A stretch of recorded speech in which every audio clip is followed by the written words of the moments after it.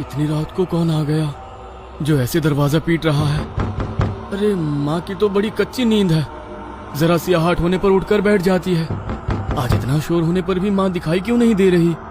मोहन हैरान परेशान होते हुए दरवाजे की ओर कदम बढ़ाता है। तभी उसे पीछे से किसी की आवाज सुनाई देती है।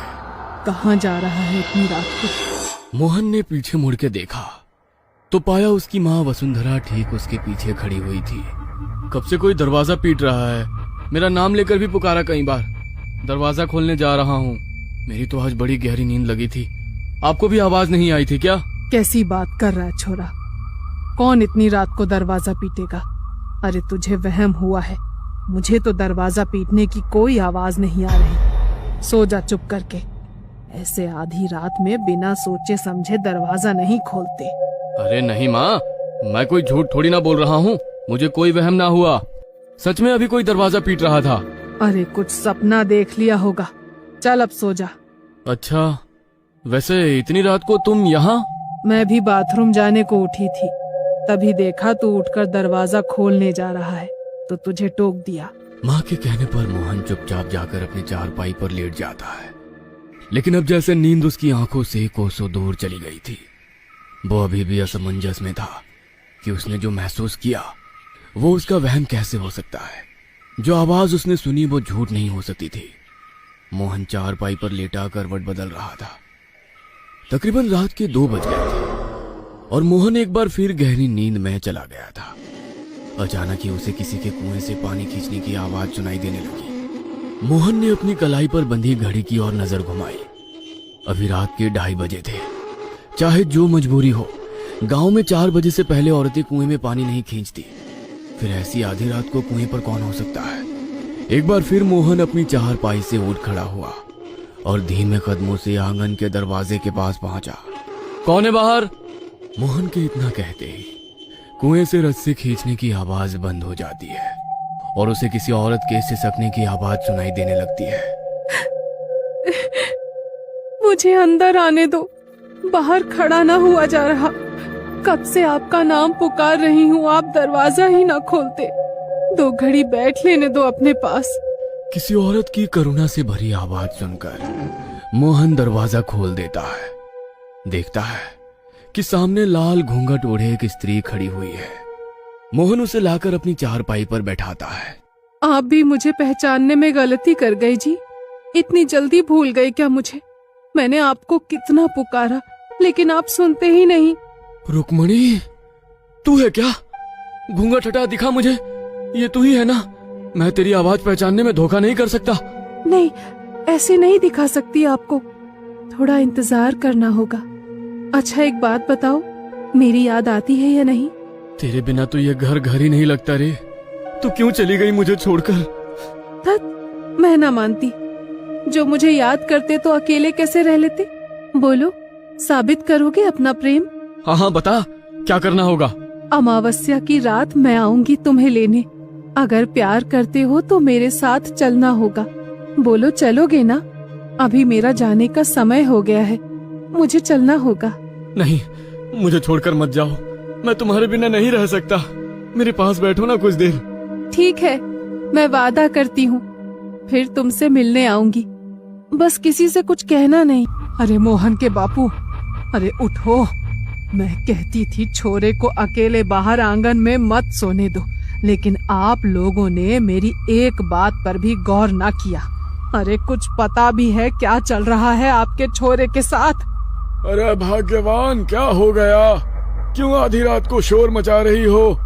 वसुंधरा कुछ भी कह पाती, इससे पहले ही उसे चक्कर आ जाते हैं और वो बेहोश होकर जमीन पर गिर पड़ती है। अगले दिन सुबह वसुंधरा को तेज बुखार ने जकड़ लिया था। उसकी हालत इतनी खराब थी कि मुंह से शब्द भी नहीं फूट रहे थे।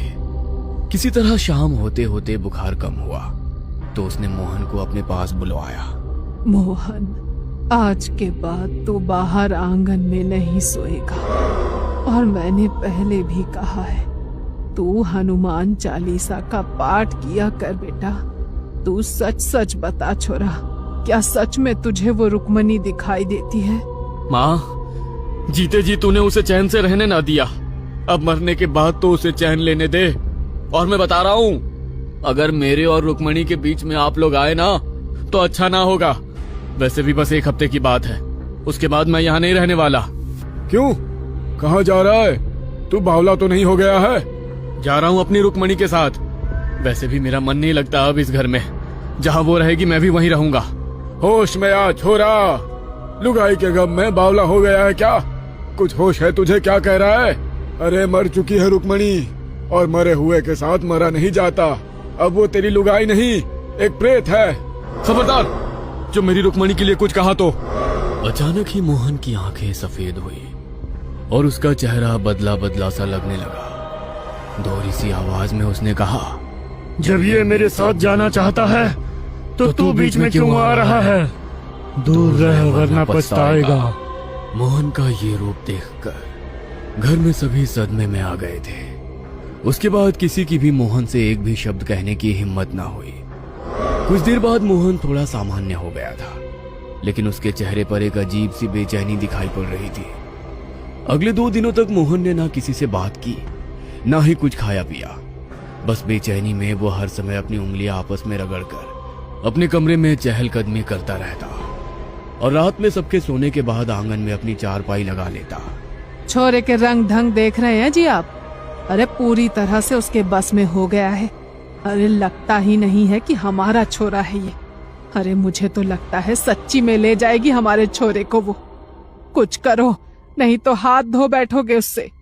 रुक्मणी मोहन की पत्नी और वसुंधरा की बहू थी।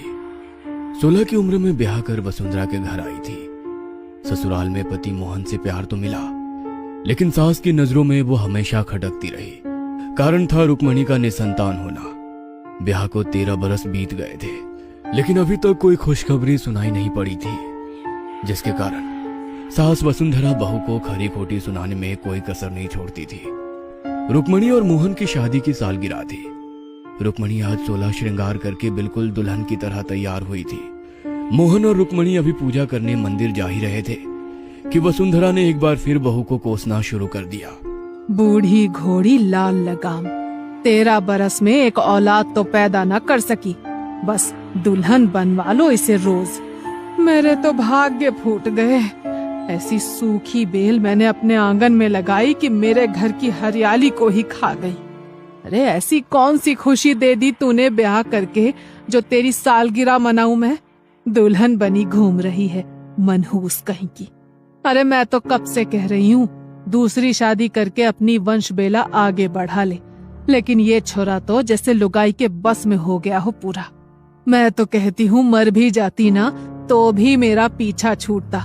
दूसरी बहू लाती तो कम से कम बच्चों की किलकारी तो सुनने को मिलती। तेरे जीते जी तो ये छोरा मानेगा नहीं दूसरे ब्याह को। सास का कहा एक एक शब्द आज रुक्मणी के सीने को छलनी कर रहा था। उस पर भी मोहन की चुप्पी उसके सब्र का इम्तिहान ले रही थी। रुक्मणी ने ठहर कर एक पल को पति की ओर देखा और घूंघट में मुंह छिपाकर रोने लगी। जब सास के ताने उसके बर्दाश्त से बाहर हो गए तो रुक्मणी घर से निकली और जाकर सीधा कुएं में कूद गई।